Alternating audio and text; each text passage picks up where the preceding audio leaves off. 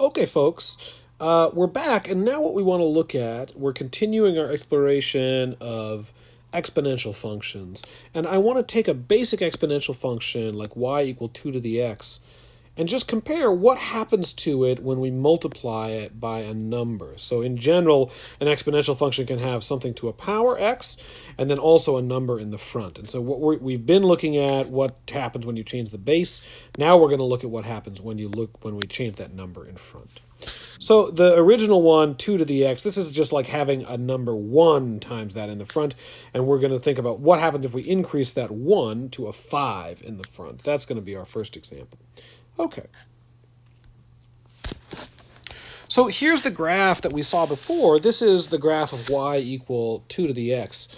And what I'd like to do is, oopsie, boop, boop, boop, is just consider the function y equal 5 times 2 to the x. Okay, so that thing is now in blue. This is y equal 5 times 2 to the x. What you'll notice is that it lies above 2 to the x. Yeah. And in fact, unlike all the other exponential functions we saw, it doesn't have this point in common anymore. This point on the original 2 to the x graph is the point 0, 1. But if we plug 0 into our new function, 5 times 2 to the x, the 2 to the x becomes a 1, and then we multiply it by 5. We get an output of 5, and that's this thing is 1, 2, 3, 4, 5. It's 0, 5. So that is a very typical, and it's something that we're going to see that is helpful to us. The intercept, when we multiply a number in front, the intercept is just going to be exactly that number that is in front.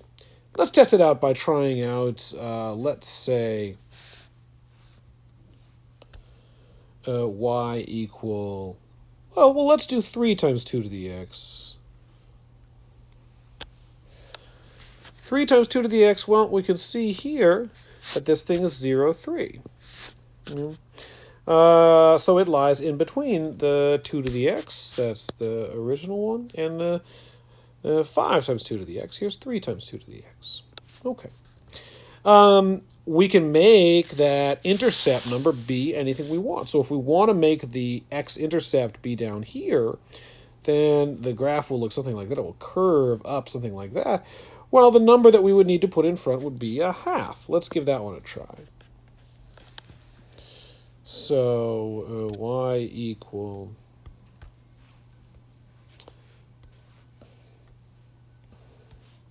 a half times 2 to the x, and you can see this one, the purple one, it now crosses the y-intercept at 1/2.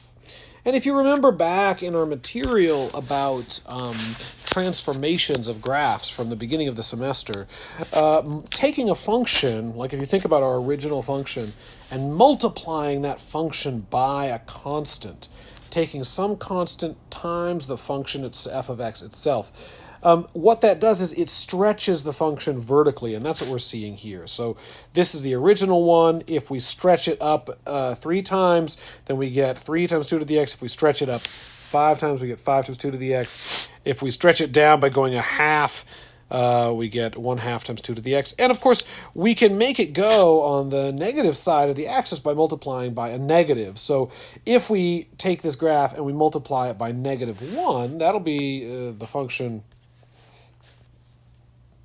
y equal a -1 times 2 to the x. Well, you can see that that one looks just like a mirror image of 2 to the x here. And by coincidence, it colored it the same color. That's awesome. All right. If we wanted to make it go down, cross the axis lower down, we could do that quite easily just by taking that function and multiplying it by a different negative number. If we would like it to cross here at -4, we would multiply the original function 2 to the x by -4. Let's do that, and we're just going to see that it works. So this is y equal -4 times 2 to the x. And here you can see that indeed it stretched this one down to -4. It had a intercept at -4. Okay, so where does this leave us? As a general rule, exponential functions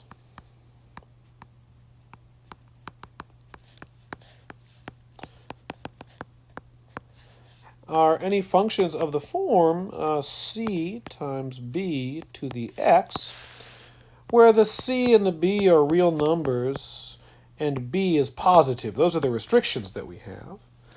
And what we have just seen is that a function like this always has a y-intercept of 0, comma, c. So if you were to be looking at a graph of a function like this, trying to figure out what the formula for that function was, one way that you could find at least a piece of the information is to figure out this number c, and you would figure that out by looking at the y-intercept. That gives you the number c. So if it crosses the x-axis at -5, 0, comma, -5, then you know the number in front is a -5, and so on.